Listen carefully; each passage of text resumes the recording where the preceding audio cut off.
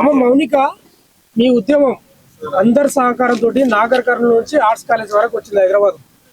అందరికి తెలిసిన అంశమే, ఏం జరిగింది అంత అవసరం లేదు. నిన్న డీజీపీని కలిసిండ్రు, ఏం చెప్పిండ్రు దాన్ని చెప్పు. మీరు ఏమన్నాడు? నిన్న సార్ని కలిసినప్పుడు మాకు ఎలాంటి అన్యాయం జరిగిందో మేము మొత్తం చెప్పినాం సార్కి. కానీ మాకు అంతగా గ్యారంటీగా నమ్మకం ఇవ్వలేదు.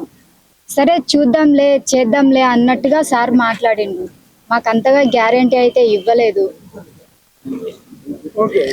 మాకు ఇప్పుడు మేము నాగర్ కర్నూలు నుంచి ఇక్కడికి మేము ఎందుకు వచ్చినామంటే, మాకు నాగర్ కర్నూలు పోలీసుల వల్ల ఏ న్యాయం జరగలేదు. మాకు అక్కడ కూడా వాళ్ళు ఏ సమాధానం కూడా మాకు చెప్పలేదు. అయితే మేము ఇక్కడ విశారాజన్ సార్ని అడిగినాము, మాకు ఇక్కడ న్యాయం జరగట్లేదు సార్ అని అడిగితే డీజీపీ దగ్గర పోదామని చెప్పేసి సార్ వాళ్ళు చెప్పారు.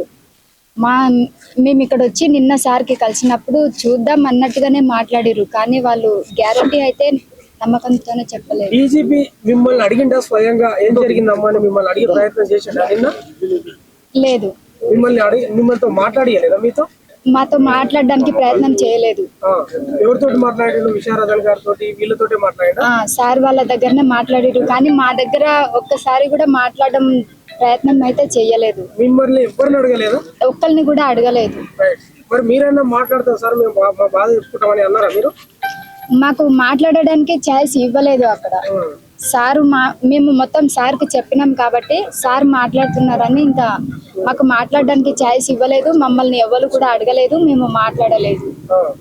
అయితే ఏమన్నాడు అంటే ఫైనల్ గా ఇవన్నీ చూస్తాంలే, చూసి అన్ని చర్యలు తీసుకుంటామన్నారా?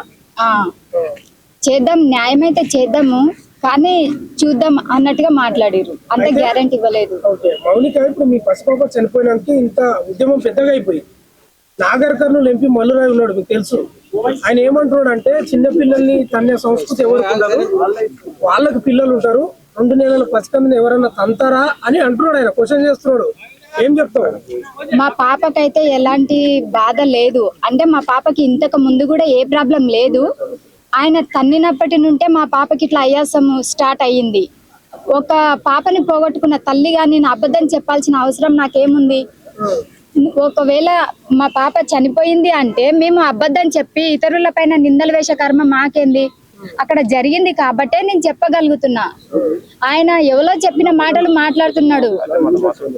ఎవరో చెప్పిన మాట విని మాత్రమే అట్లా విని మాట్లాడుతున్నారు. కానీ మా దగ్గరకు వచ్చి ఒక్కసారైనా మమ్మల్ని అడిగితే మేము కూడా చెప్పేవాళ్ళమే కదా. డిమాండ్స్ ఏందమ్మా?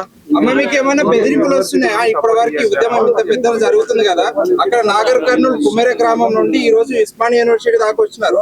ఇంత పెద్దగా జరుగుతుంటే మీకు పార్టీల నుండి ఇంకా నాయకుల నుండి ఏమైనా బెదిరింపులు వస్తున్నాయా? వస్తూనే ఉన్నాయి. కానీ ఎంతమంది ఎన్నిసార్లు భయపెట్టించినా కానీ మేము భయపడము. ఎందుకంటే మా పాపకు న్యాయం జరిగేంత వరకు మేము ఇదే పోరాటం ఇట్లనే సాగిస్తాం.